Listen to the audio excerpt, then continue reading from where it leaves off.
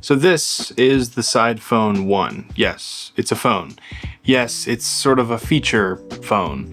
Yes, it can be seen as a dumb phone. Yes, it can fully run all Android apps. There's a lot of thoughts I have about this, and that's what we're gonna dive into today. I wanna say special thanks to the team over at SidePhone for sending this for review. I had actually ordered one immediately when I saw it, mostly because of this really interesting modular design. I think that's what stuck out to me most, and it also just looks fantastic.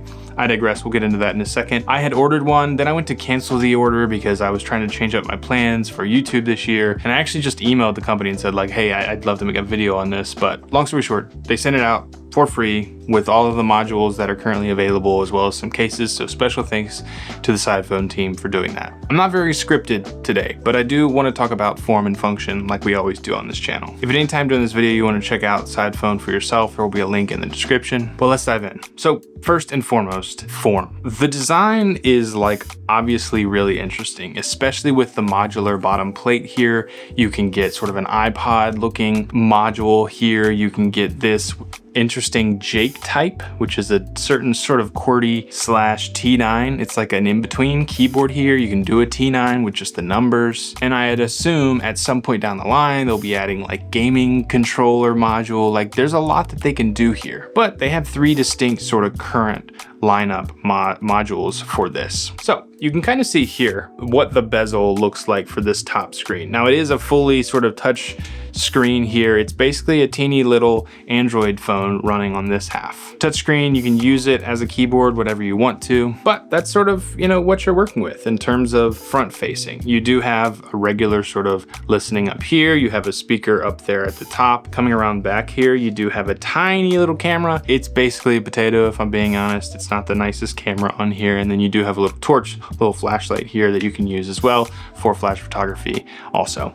USB-C charging on the bottom, and then there's a little microphone down there as well. You do have the SIM tray, which is nice. And then on the side here, volume rocker, and then power on and off button. It's a very interesting form factor. It's small, slips into your pocket. In terms of it being a phone that you use on the side phone, it just sort of fits the name. Now, one thing I wasn't expecting was I was expecting this to be aluminum. This is a fully plastic body here. It's not a big deal. I just kind of wish that it was aluminum. I'm just sort of used to that sort of premium nature in a phone these days. But again, burner phone, side phone, whatever you want to call it, that's sort of the angle here. So it's not a huge deal. They definitely have the design language down. It's a really cool, interesting device to hold in your hand. And in terms of like finger reach, like if you are touching the touch screen up here at the top, that's not a problem here because of how small the form factor is. I really do love the design of this phone. But let's talk about functionality a little bit, because I tend to look at technology through the lens of like an average consumer. You know, I love tech and I'm way more nerdy than a lot of my friends,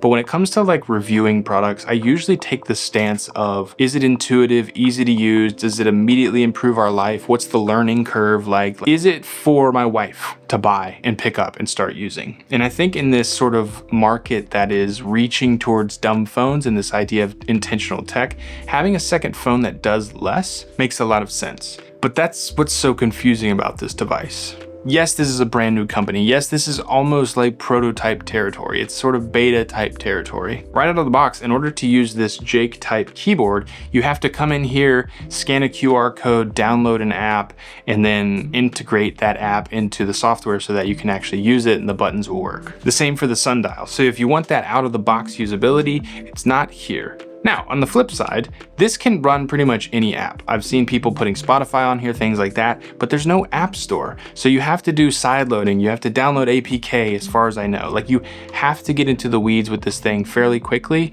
in order to get certain functionality that you might even think is essential for a dumb device, a side phone device. And that's where things get a little blurred here, because I actually had a chance to sit down and talk with the creator of SidePhone, and it's not supposed to be a dumb phone in the sense that it only runs a certain handful of apps. This can basically run everything.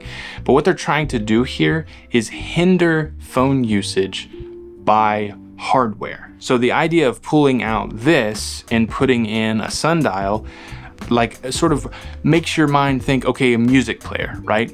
And so we chatted a little bit about like, it would be cool at some point if you slide in the dial, they call it the sundial in here, if the platform just becomes music related, right? So you're really only using it as that, and then maybe phone calls and text. Or if you slide in a sort of gaming module that they may or may not make in the future, if it just changes almost into a gaming device that has phone calls and text, right? So all of the apps that can distract you and things like that get put in the background, maybe hard to reach because of the hardware that you've swapped out. And that would be a pretty cool use case. I think ultimately, this is a really interesting device because it's not putting its foot down as like a light phone 3, where it's all about like intentional phone use. I think they're trying to get at that here, but the company has sort of built in the open around their Reddit community. And so they've had a lot of say, the Reddit community has had a lot of say in what this turns out to be. And I do think that's really neat and really cool and really great for their audience, but it makes it so this is a very niche sort of audience in my opinion. So I guess at the end of the day, this is a tinkering device. It's a tinkering project. If you're into this type of tinkering and building, and if you're in that world, go join the Reddit community. I'll try and link them down below as well. But if you're just an average consumer like myself, and you're just looking for a side phone that only has essential apps, there's a bit of a learning curve here. You can't just take it out of the box and start using it. So I'm not entirely sure where I sit on this. Design is cool. The idea is cool. Functionality can be cool, probably is cool, but at face value, this has calls, text, and then I had to go in and sort of download like an essentials package that I had to scan a QR code for. Like, there's just a little bit of a learning curve there. Because this is such a unique device, I'm interested to hear if you've made it this far in the video. Would you like me to sort of interview the founder and sort of hear his thoughts on what this phone truly is and who it's truly for? That could be neat because I'm not in that world as much as he is, so I can't really explain it as well to you. But that's the SidePhone 01, as they call it. Thanks so much for watching. On this channel, we help you discover intentionally designed and well-made products so that you can live a calmer, more focused life. If that sounds cool to you, please subscribe, like this video for more. Watch this video next. I think you're gonna love it, and we'll see you all in the next one.